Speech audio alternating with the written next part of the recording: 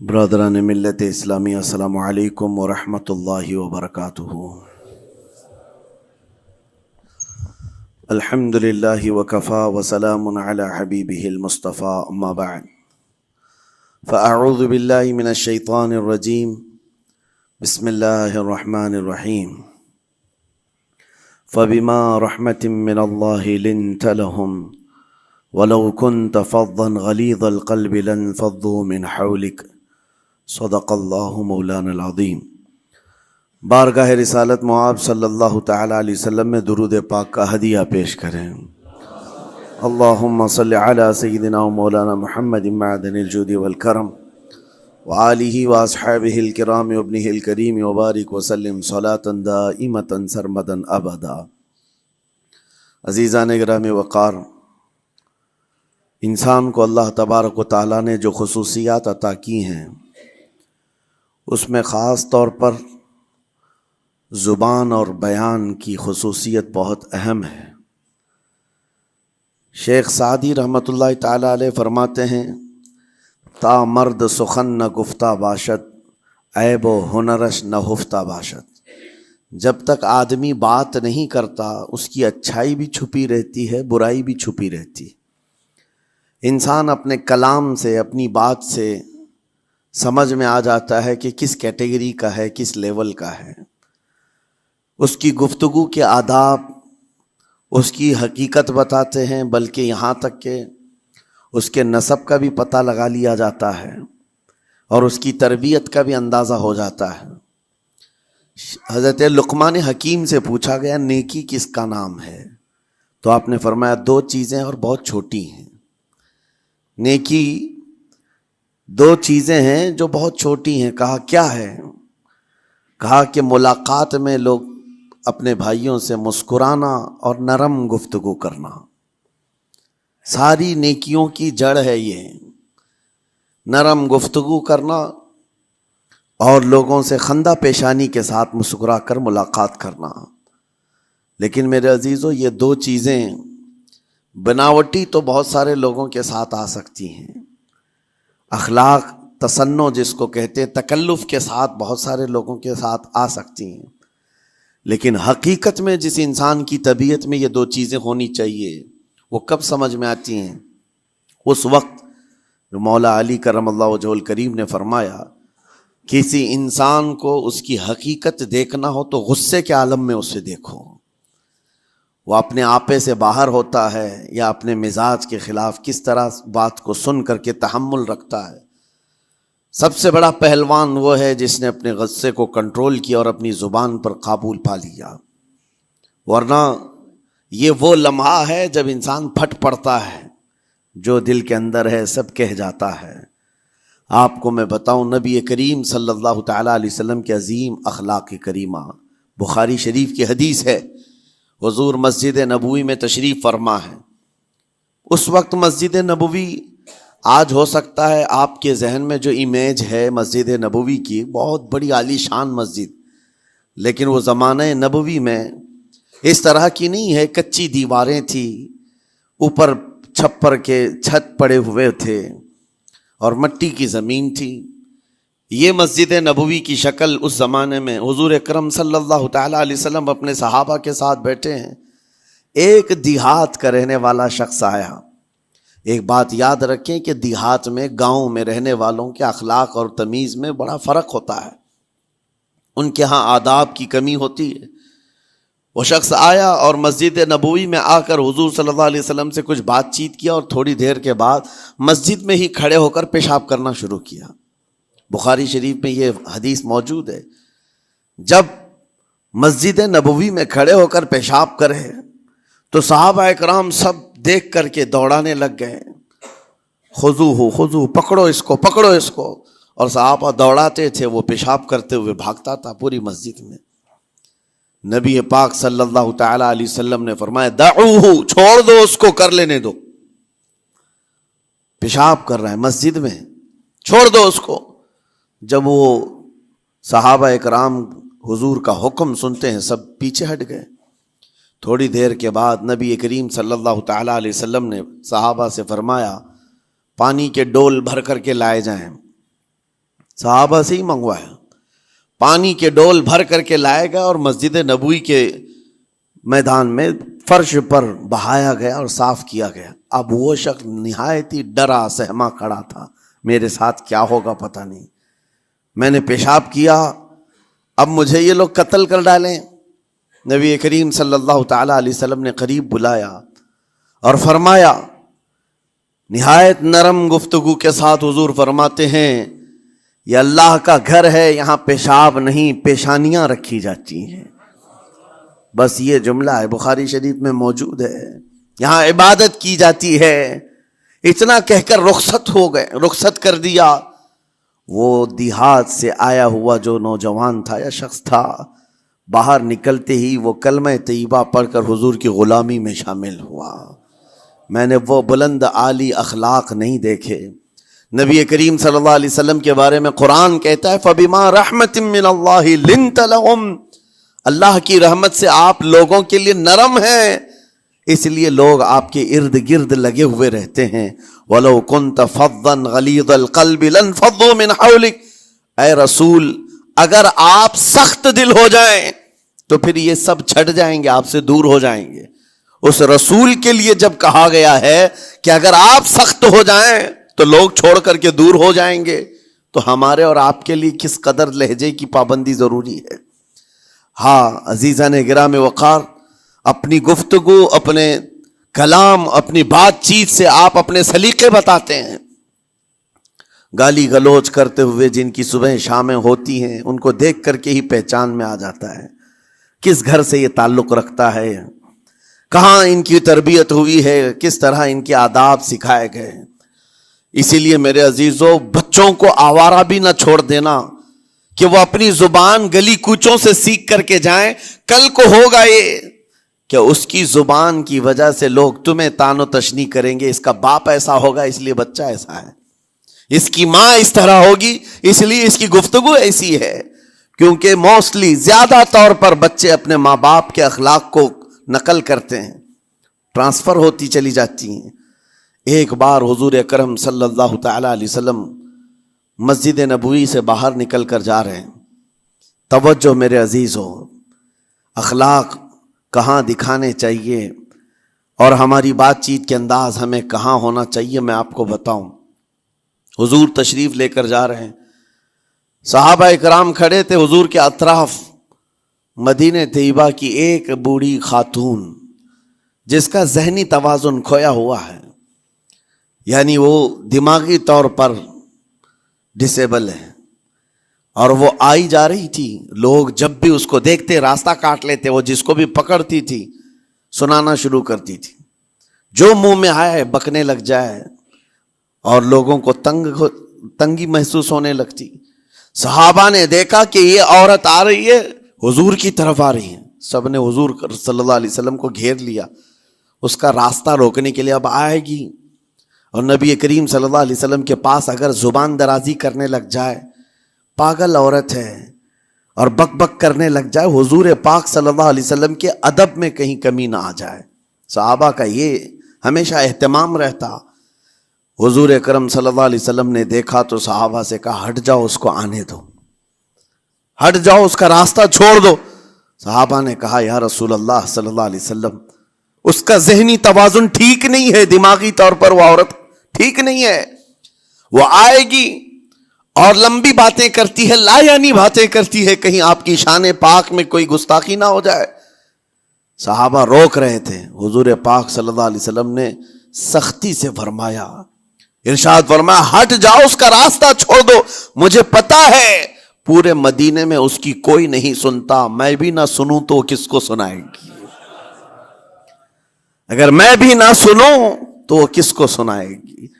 یہ میرے مصطفیٰ کریم صلی اللہ تعالی علیہ وسلم کے دربار عالی جاہ کی وہ بلند اخلاق کریمانہ کی ایک مثال ہے، جس کو خود میرے آقا نے فرمایا، بعثت لأتمم مکارم الاخلاق۔ عزیزان گرامی وقار، لوگوں کے آج حالات ایسے ہیں کہ اچھے لوگوں کے ساتھ اخلاق الگ دکھائے جاتے ہیں، چھوٹے لوگوں کے ساتھ اخلاق الگ دکھائے جاتے ہیں۔ سٹیٹس کا آدمی ہو تو اس کے ساتھ ملنے کے طریقے الگ ہیں، اور غریب کوئی آ جائے، فقیر کوئی آ جائے تو اس سے ملنے کا انداز الگ ہو جائے، یہ نہ ہو۔ یہ ہم سب کے لیے نصیحت ہے۔ اسی ممبئی کی سرزمین پر میں آپ کو بتاؤں، ایک ماہم شریف میں بزرگ حاجی صاحب ہوا کرتے تھے، آج سے تقریباً 10-12 سال پہلے کی۔ وہ کئی لوگوں سے ایک سوال کرتے تھے پکڑ پکڑ کر کے کہ میرا ایک سوال ہے، آپ جواب دیں گے، میرا ایک سوال ہے۔ کئی علماء سے انہوں نے پوچھا، مجھ سے بھی انہوں نے، جب میں نیا تھا مصر سے پڑھ کر کے آیا تھا، میرے پاس آ کر کہا کافی سالوں سے میرے ذہن میں ایک سوال ہوتا ہے، میں آپ سے بھی پوچھنا چاہتا ہوں۔ کہا بتائیے کیا ہے؟ کہا میں حضور سرکار مجاہد ملت رحمت اللہ علیہ کا مرید ہوں، علامہ حبیب الرحمن مجاہد ملت، رئیس اعظم اڑیسہ، جن کے خدمات جلیلہ آج ہو سکتا ہے نئی جنریشن کو نہ معلوم ہو، ان کا لقب ہے مجاہد ملت، جنہوں نے سنیت کی بقا کے لیے اپنا تن من دھن سب قربان کیا تھا۔ وہ مجاہد ملت عظیم بزرگ ولی کامل ہے۔ یہ حاجی صاحب کہتے ہیں کہ میں ایک نارمل آدمی تھا، کڑیا تھا، یعنی گھر بنانے کا کام کرتا تھا۔ جب وہ ممبئی تشریف لاتے تو دوڑ کر کے ہر جگہ سے لوگ ملنے آتے، میں بھی گیا تھا، اور اس وقت میں جوان تھا۔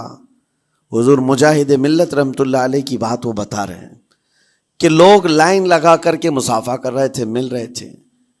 جب مل رہے تھے تو پھر میرا نمبر آیا، میں ملنے کے لیے گیا۔ بزرگوں کے سب ہاتھ چومتے ہیں، یہ ہمارے سنیوں کے طور طریقے ہیں، ادب۔ علماء ذوی الاحترام کے ہاتھوں کا بوسہ لینا یہ مستحسن ہے، یہ ہمارے آداب میں سے، معمولات اہل سنت میں سے۔ تو جب سب لوگ ان کے دست بوسی کر رہے تھے، ہاتھ چوم رہے تھے، میں بھی قریب گیا، اور جب میرا نمبر آیا میں ہاتھ چومنے کے لیے گیا تو انہوں نے میرا ہاتھ لے کر خود ہی چوم لیا۔ وہ بزرگ عالی جاہ ولی کامل جن کو دنیا مجاہد ملت کہتی ہے، میرا ہاتھ انہوں نے چوم لیا، اور میرے اندر ایسی پشیمانی تھی کہ میں کیا کروں سمجھ میں نہیں آیا۔ میں ایک معمولی سا کڑیا، اور کہاں ان کا مقام کہاں میرا۔ تو اس کے بعد وہ اس بے چینی میں رہتے تھے کہ ایسا کیوں کیا، ایسا کیوں کیا، کیونکہ پوچھنے کا موقع ہی نہیں ملا۔ ایک بزرگ تھے، انہی کے خلیفہ تھے حضور مجاہد ملت کے، انہوں نے اس کا جواب دیا۔ میرے عزیزو کیا بہترین جواب تھا۔ حضرت مجاہد ملت رحمت اللہ تعالی علیہ یہ چاہتے تھے کہ ہزاروں لوگ ہماری تعظیم کرتے ہیں تو کہیں ہمارے دماغ میں بادشاہت کا خیال نہ آئے، ہم غریب اور فقیر کا ہاتھ چوم کر اپنے نفس کی مخالفت بھی کرتے ہیں۔ اخلاق کریمانہ دکھانے کے لیے اسٹیٹس والوں کے ساتھ ہی نہیں، غربا فقراء کے ساتھ بھی وہ اخلاق ہوں۔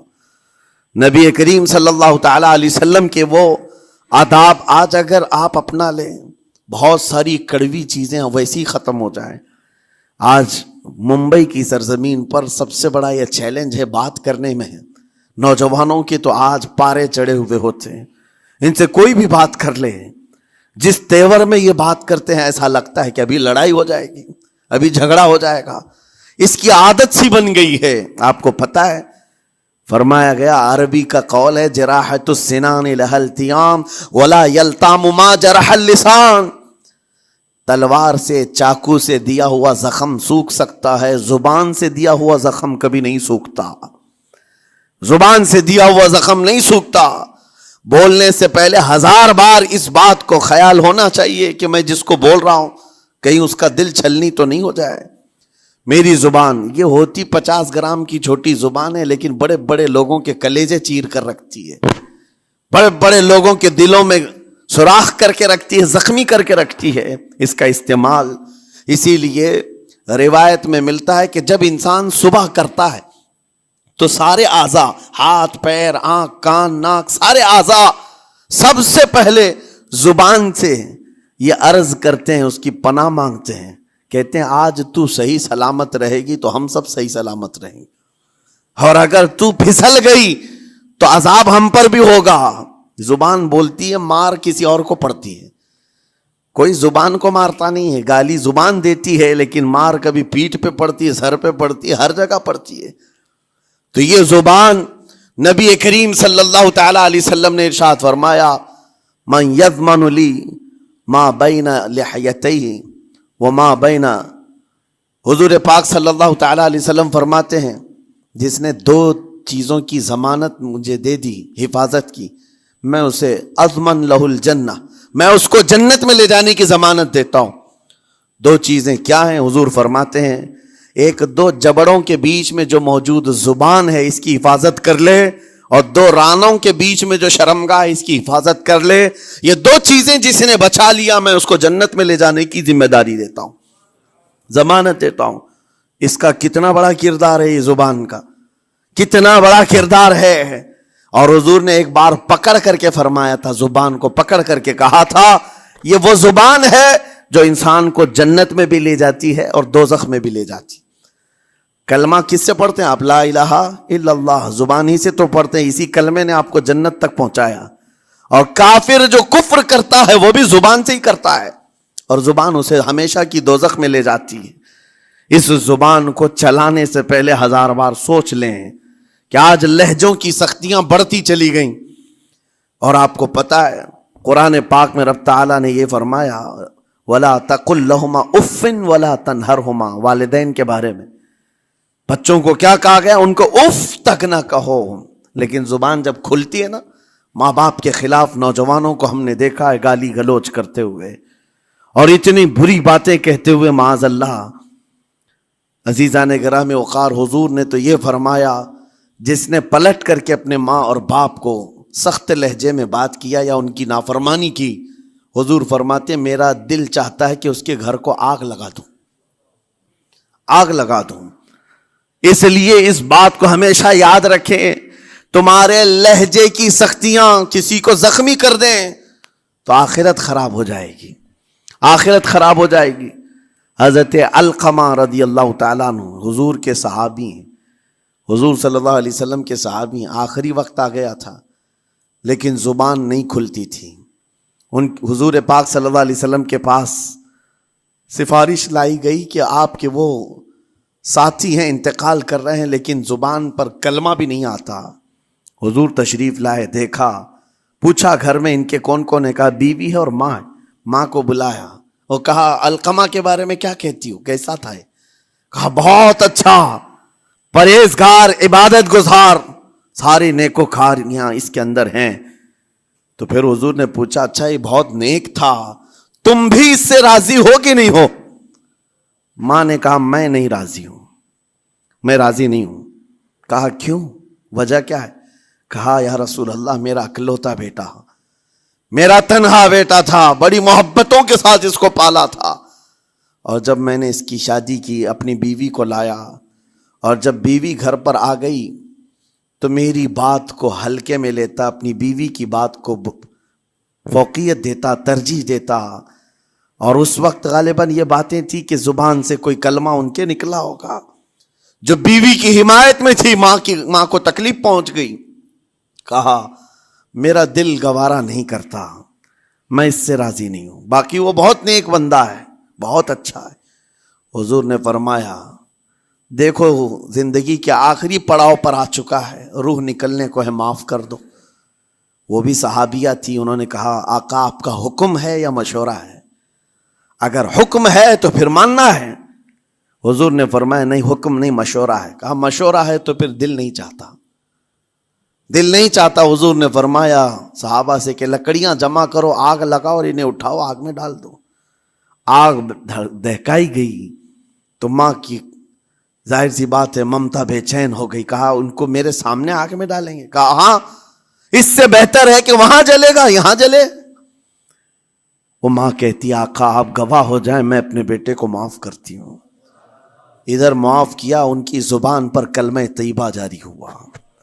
میرے عزیزو یہ بتانا مقصود اس لیے ہے کہ زبان سے دیے ہوئے زخم خواہ والدین کو ہو، یہ معمولی نہیں ہوتے۔ ہو سکتا ہے آخری وقت تمہاری زبان بند ہو جائے اور کلمہ طیبہ بھی نہ جاری ہو، زبان کھلنے بھی نہ لگے، یہ حالات آ جائیں گے۔ اس لیے اپنی زبان کا کنٹرول برقرار رکھو، کس سے کیا کہنا ہے۔ ابھی میں اس کا دوسرا پارٹ بھی بتاتا ہوں زبان کے استعمال کا۔ یہ نرمی لہجے کے اندر ہونا بہت ضروری ہے، لیکن کچھ جگہوں پر سختی کی اجازت ہے، لیکن وہ مقامات الگ ہیں۔ نرم لہجہ حضور پاک صلی اللہ تعالی علیہ وسلم کے فرامین میں سے ہے۔ ایک بات بڑی بغداد مقدسہ میں نے ایک ولی پاک کی زیارت کی، ان کے آستانے پر بھی میں ابھی بیان کیا تھا۔ حضرت بہلول دانا مجذوب بزرگ تھے، اور بغداد کی گلیوں میں کہیں پر بھی بیٹھ جاتے تھے، اور جو جانکار تھے وہ سمجھتے تھے یہ اللہ والا بندہ ہے۔ مجذوب کس کو کہتے ہیں؟ جس کی یاد الہی میں عقل فنا ہو گئی، ختم ہو گئی، اللہ کے ذکر میں اور اللہ کی یاد میں اپنے آپ کو فنا کر دیا ہے، اس کے اوپر شریعت کا قلم نہیں۔ ظاہر سی بات ہے شریعت کے سارے احکام اس پر ہیں جس کی عقل سلامت ہے۔ عاقل ہو، بالغ ہو تو نماز فرض ہے نا، عقل ہی نہیں ہے تو وہ مجذوب ان اولیاء کو کہتے ہیں۔ لیکن ان کے بارے میں حدیث میں ہے، اللہ کے نبی نے فرمایا وہ ایسے بندے ہیں کہ اگر اللہ کو قسم دے دیں کسی بات کی، اللہ ان کی قسم پوری کرتا ہے۔ وہ بہلول دانا بیٹھے ہوئے تھے، بغداد کا ایک مشہور تاجر تھا، لیکن خستہ حال تھا، بہت نقصان اٹھا چکا تھا، خسارے میں چل رہا تھا، بزنس پورا لاس میں، اور وہ پریشان حال بہلول دانا کے پاس آیا، گڑ گڑایا، کہا کہ حضور مجھے بچا لیں، رحم کر لیں، میں تاجر ہوں، لٹ گیا ہوں، لاس میں ہوں، کچھ آپ فرما دیں، میں کیسے اس بھنور سے نکلوں؟ بہلول دانا نے دیکھا، کہا ٹھیک ہے، کچھ پیسے بچے ہیں؟ کہا ہاں ہے، وہ بس اتنا سرمایہ ہے کہ مال لیتا ہوں پھر بیچ دیتا ہوں، نفع نہیں ہوتا۔ بہلول دانا نے کہا ایک کام کر، کالا کپڑا جتنا ملتا ہے سب خرید لے، پورے شہر سے کالا کپڑا جہاں جہاں مل جائے سب لے کر اسٹاک کر لے۔ کہا جی حضور آپ نے جیسا فرمایا۔ گیا، جتنا سرمایہ تھا سب لگا دیا، کالا کپڑا خرید کر ایک جگہ اسٹاک کر دیا۔ اللہ والے کا حکم تھا، لیکن ہوا یہ کہ بغداد کا معمول تھا، 8 دن گزرے نہیں تھے کہ وہاں وقت کے حاکم کا انتقال ہوا، اور جب حاکم کا انتقال ہوتا تو شہر کے جتنے بڑے لوگ ہوتے، رئیس لوگ، وہ اس کے سوگ میں، اس کے غم میں کالا کپڑا پہنتے تھے، اور کالا کپڑا سوائے اس تاجر کے کسی کے پاس نہیں تھا، اور سارے بڑے لوگ پیسوں سے اس کے پاس کالا کپڑا خریدنے آئے، یہ منہ بولے قیمت پر، جیسے تیسے جتنی قیمت پر بولے سب خرید کر لے جاتے، اور پل بھر میں ایک دن کے اندر وہ بہت بڑا کروڑ پتی بن گئے، بہت مال آ گیا۔ یہ بات یاد رکھیں، اللہ مال دیتا ہے، اس کے بعد پھر آزمائش بھی ہوتی ہے۔ مال اتنا آ گیا، اب لے کر کے مستیاں تھیں، چند دن گزرے، ظاہر سی بات ہے مال کو بڑھانے کی تمنا ہر ایک کی ہوتی ہے، کوئی یہاں پر اینڈ کرنے والا نہیں ہے دنیا میں، چاہے اس کا بزنس اربوں پر بھی پہنچ جائے، اسے آگے پہنچنا ہے۔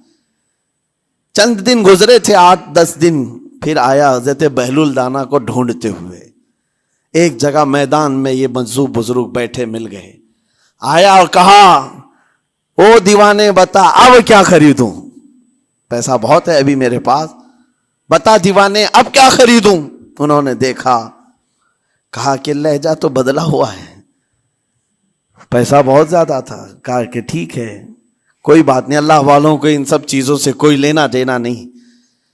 آپ نے کہا مال جتنا ہے تیرے پاس سب لے کر کے خربوز خرید لے، تربوز خرید لے، جس کو کلنگڑ کہتے ہیں، تربوز پورے خرید لے۔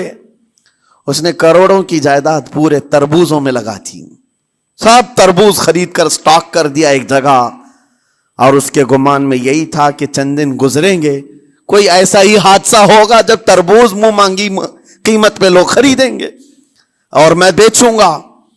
پورا مال تربوز میں لگایا، 2 دن 4 دن 6 دن 8 دن گزرے، کوئی حادثہ نہیں، ادھر تو تربوز سڑنے لگ گئے، وہ تو زیادہ دن سٹاک نہیں کیے جا سکتے، سڑن شروع ہو گئی، پھر تھوڑے دنوں کے بعد پورے کے پورے سڑ گئے، کروڑوں کا مال تربوز میں سڑ کے چلا گیا، وہ کچھ بھی نہیں سکا، کچھ نہیں کر سکا، واپس چیختا چلاتا اسی حالت میں آیا، پہلے سے بھی زیادہ بدتر حالت میں آ گیا ہوں، دوڑتے ہوئے آیا، حضرت بہلول دانا کو ڈھونڈتے ہوئے، کہاں ہیں؟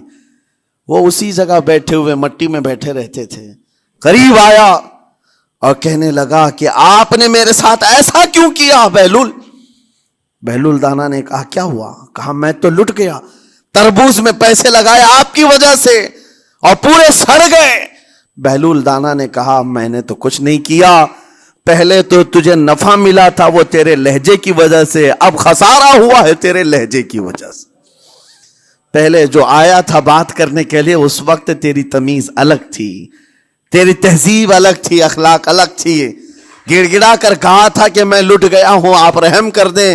دوسری بار آ کر کے کیا کہا؟ او دیوانے بتا کیا خریدوں؟ لہجہ بدل گیا تو پوری حیثیت بدل گئی۔ زبان ہماری اونچائی پر بھی لے جاتی ہے اور نیچے بھی لے آتی ہے۔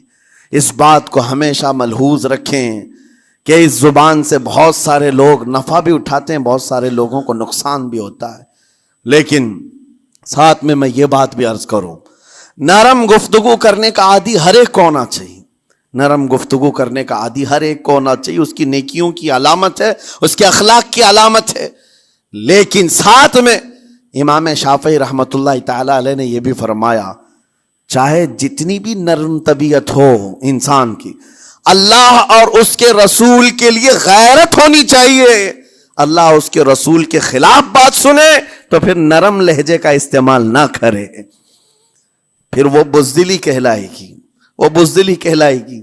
آج میں ایک بات یہ بھی بتا دوں، بہت سارے لوگ یہ سمجھتے بھی ہیں، ابھی چند دن قبل میں ماررہ مطہرہ میں بیان کیا اخلاق کے اولیاء اکرام کے مذہب و مسلک پر، اور پچھلے 15 سالوں سے میں نے بہت سارے خطابات کیے ہیں اخلاق پر، معاشرے کی برائیوں پر، لیکن ابھی چونکہ چند دنوں میں جلسے پروگرام بہت سارے ہو گئے اور عظمت ناموں سے رسالت پر زیادہ گفتگو ہونے لگی، تو لوگوں میں ایک امیج الگ بیٹھی ہوئی ہے۔ اور ابھی ہم نے اخلاق حسنہ پر گفتگو کیا کی 8 دن پہلے، ایک بزرگ نے مجھ سے پوچھا ایسی بھی تقریر کرتے ہیں آپ ایسی بھی تقریر کرتے ہیں، یعنی نرم گفتگو بھی کرتے ہیں؟ مطلب یہ ہے کہ ہماری امیج ایسی بنا کر رکھیں کہ ہم ہر وقت چلاتے ہی رہتے ہیں، ہر وقت للکارتے ہی رہتے ہیں۔ میرے عزیزوں، میں یہاں پیغام دینا چاہتا ہوں، ہم قرآن کے اس آیت پر عمل کرنا چاہتے ہیں جو مولا نے فرمایا اشداء علی الکفار رحماء بینہم، مومنین کی شان ہے، صحابہ کی شان ہے، وہ کافروں پر سخت ہوا کرتے ہیں اور مومنوں کے لیے نرم دل ہوا کرتے ہیں۔ زبان کی نرمی ایمان والوں کے لیے ہے، زبان کی نرمی محبت مصطفیٰ کے لیے ہے، عاشقان مصطفیٰ کے لیے ہے، ساتھ میں زبان کی سختی کفار و مشرکین کے لیے ہے، گستاخان رسول کے لیے ہے۔ اور اگر یہ چیز نہیں آئی تو پھر آپ سمجھ لیں نیک اس وقت نہیں کہلائے گا آدمی۔ بعض لوگوں کو ایسا لگتا ہے نرم بات کرنا چاہیے، نرم گفتگو، بالکل صحیح ہے، یہ اخلاق ہے، لیکن اگر ایسے مقامات پر جہاں تمہارے نبی کو کوئی گالی دے رہا ہو، رب کی شان میں کوئی بھونک رہا ہو، اس وقت تم کہو کہ اخلاق ہے، نرم بات کرنا چاہیے، یہ بے غیرتی ہے، یہ بے غیرتی ہے۔ تمہاری بیوی کو اگر تمہارے سامنے کوئی چھو دے اور اس کے بعد تم ہنس کر کے اس سے کہو ٹھیک ہے جائیے صاحب، آپ کو کہا جائے گا بے غیرت آدمی، بے غیرت آدمی ہے۔ انسان کو اپنی بیوی، اپنی بیٹی، اپنی ماں پر بھی غیرت ہوتی ہے، وہ سنتا نہیں ہے، یہ پیدائشی ہے، فطرت ہے انسان کی۔ اور مومن کی شان یہ ہے، سب سے بڑی غیرت اس کے لیے اللہ اور اس کے رسول کے لیے ہوا کرتی ہے، اللہ اور اس کے رسول کے لیے۔ ماں اور باپ کو گالیاں ایک وقت میں برداشت کر بھی لے جائے، لیکن اللہ اور اس کے رسول کی شان میں وہ ہرگز برداشت نہ کرے، یہ ایمان کی علامتوں میں سے ہے۔ بہرحال میں نے زبان کے دونوں استعمال آپ کو بتائے، سخت لہجے بھی ہیں، نرم لہجے بھی ہیں، لیکن جب آپ کا پالا کسی گستاخ سے نہ پڑے تو ہمیشہ نرم گفتگو کرنے کے عادی بنے۔ مومنین میں نرم لہجے کا اختیار ہمیشہ رہے، اس سے اخلاق آپ کے بتائے دکھائے جاتے ہیں، اس سے آپ کے اخلاق معلوم ہوتے ہیں، ساتھ ہی معاشرے میں نرمی اور محبت کا ماحول بھی قائم ہوتا ہے۔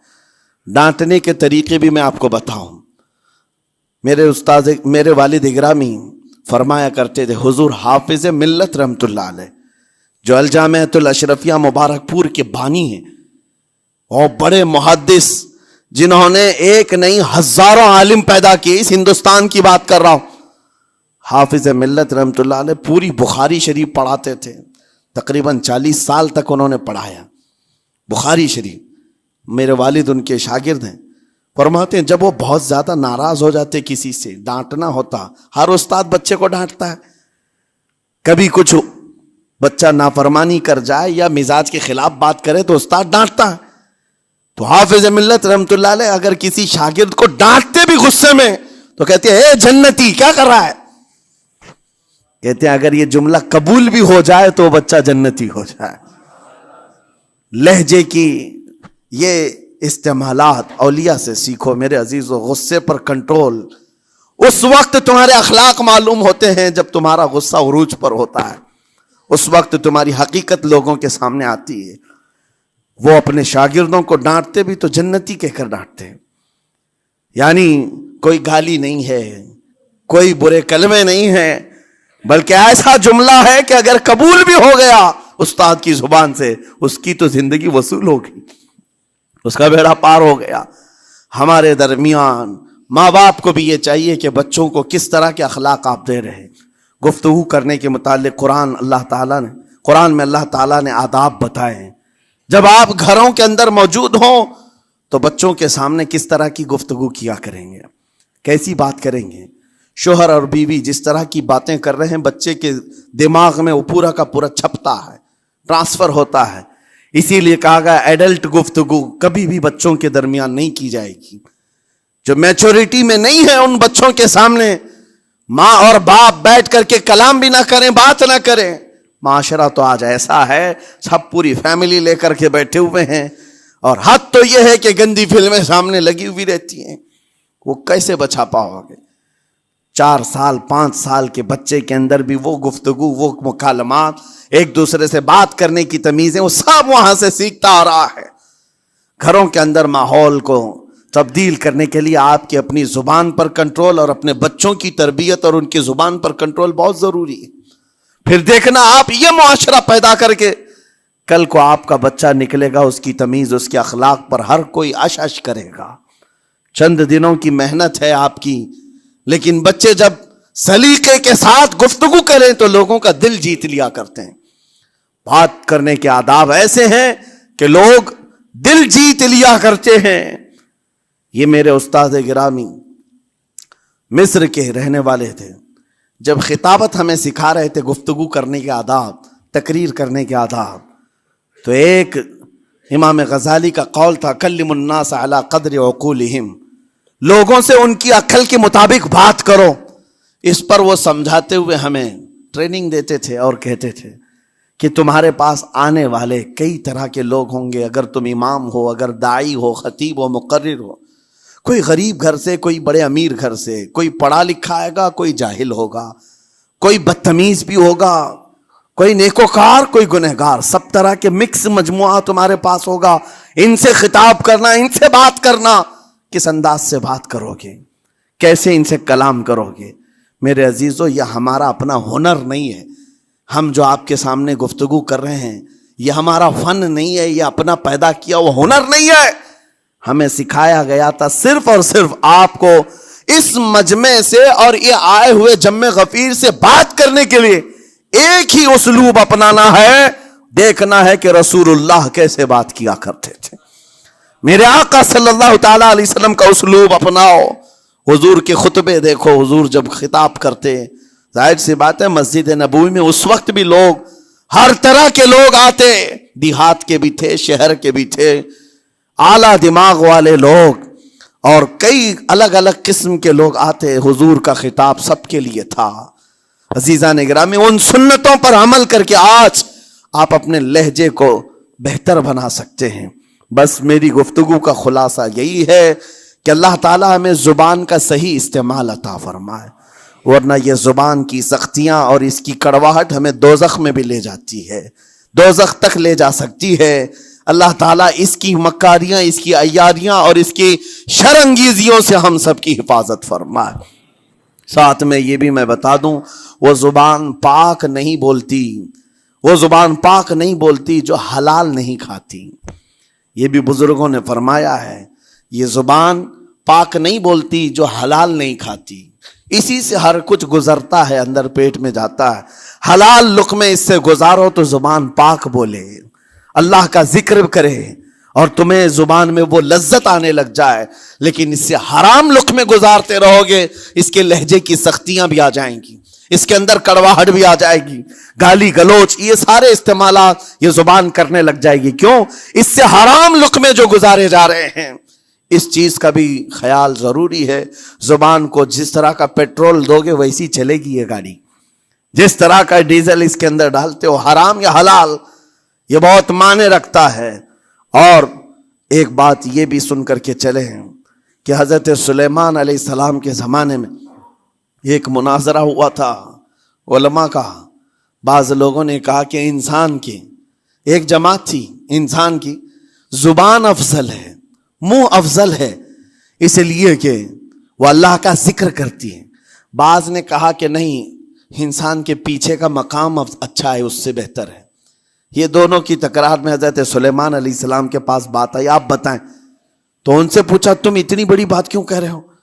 اس کے پیچھے کا مقام اچھا ہے. کہا کہ اس لیے کہ وہ صرف نجاست نکالتا ہے، وہ صرف نجاست نکالتا ہے، وہ مقام غلاظت باہر کرتا ہے، غلاظت اندر لیتا نہیں.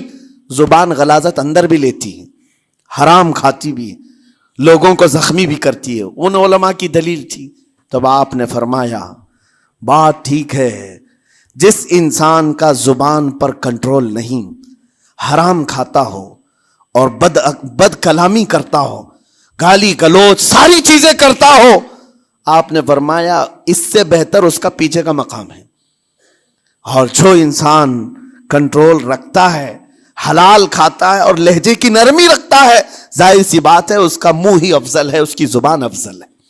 اب یہ تو فیصلہ سب کا ہے، کس کو کیا چیز اختیار کرنی ہے. عزیزان گرامی اوقات، یہ بہت بڑی بات ہے جو میں آپ کے سامنے کہہ رہا ہوں. زبان کو اگر کسی دوسری جگہ سے کمپیئر کیا جائے تو لگتا ہوگا نرم، یہ بالکل اچنبے والی بات ہے، عجوبے والی بات ہے، یہ کون سا کمپیریزن ہے. وجہ یہی ہے، بعض لوگوں کو ہم نے اتنا گندا بولتے ہوئے دیکھا ہے. اس سے بہتر ہے کہ وہ نہ بولیں. لوگوں کو زخمی کرتے ہیں، کسی کے مقدسات پر حملے کرتے ہیں. اللہ تعالیٰ ان کے زبان کی شرارتوں سے ہماری حفاظت فرمائے. اور کریم خدا ارحم الراحمین مولا اس چیز سے بھی ہمیں حفاظت فرمائے. قیامت کے دن کچھ لوگ صرف اس لیے پکڑے جائیں گے کہ وہ کچھ نہیں بولتے تھے، لیکن وہ جن کے ساتھ رہتے تھے وہ بولتے تھے، وہ لوگ بولتے تھے، اور ان کی وجہ سے یہ خاموش رہنے والا جو ساتھ میں تھا اسے بھی جہنم میں لے جایا جائے گا.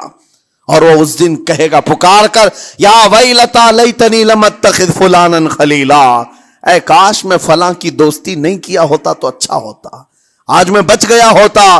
اپنے ماحول کو بچاؤ، جہاں زبان کی خرابی دیکھو اپنے آپ کو بھی بچاؤ اور اس ماحول سے بھی اپنے کو دور رکھو. اللہ کی بارگاہ میں دعا ہے مولا تعالیٰ اس زبان کو خالص اپنے ذکر میں لگائے اور اپنے حبیب پاک کے ذکر میں لگائے. مولا تعالیٰ ہم کو زبان کی بد کلامیوں سے محفوظ و مامون فرمائے. وآخر دعوانا ان الحمد للہ رب العالمین. السلام علیکم.